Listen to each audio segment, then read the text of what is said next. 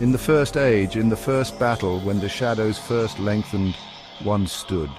Burned by the embers of Armageddon, his soul blistered by the fires of hell and tainted beyond ascension, he chose the path of perpetual torment.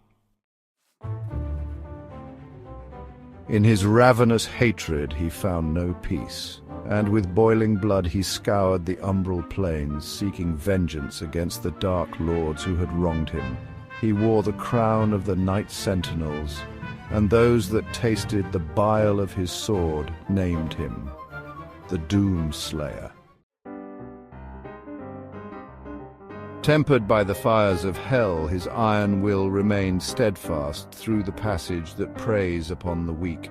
For he alone was the Hellwalker, the unchained predator, who sought retribution in all quarters, dark and light, fire and ice in the beginning and the end, and he hunted the slaves of doom with barbarous cruelty, for he passed through the divide as none but demon had before.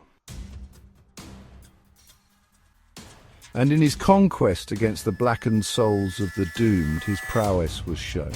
In his crusade, the seraphim bestowed upon him terrible power and speed, and with his might he crushed the obsidian pillars of the blood temples.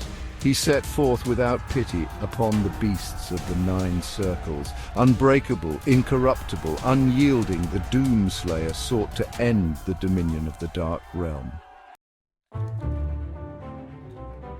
The age of his reckoning was uncounted. The scribes carved his name deep in the tablets of hell across eons, and each battle etched terror in the hearts of the demons. They knew he would come, as he always had, as he always will, to feast on the blood of the wicked, for he alone could draw strength from his fallen foes, and ever his power grew, swift and unrelenting.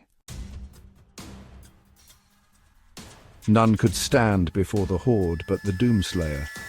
Despair spread before him like a plague, striking fear into the shadow dwellers, driving them to deeper and darker pits. But from the depths of the abyss rose the Great One, a champion mightier than all who had come before, the Titan of immeasurable power and ferocity. He strode upon the plain and faced the Doomslayer, and a mighty battle was fought on the desolate plains. The Titan fought with the fury of the countless that had fallen at the Doomslayer's hand, but there fell the Titan, and in his defeat the Shadow Horde were routed. And in his terrible rancor between worlds and through time, the Hellwalker found the wretch who shall not be named, but in his heresy was loyal to his evil cause. The wretch adorned the Doomslayer in a mighty armor, wrought in the forges of hell, impenetrable and unyielding. With sword and shield of adamantine strength, the Doomslayer set to banishing all that were left unbroken by his savagery to the void.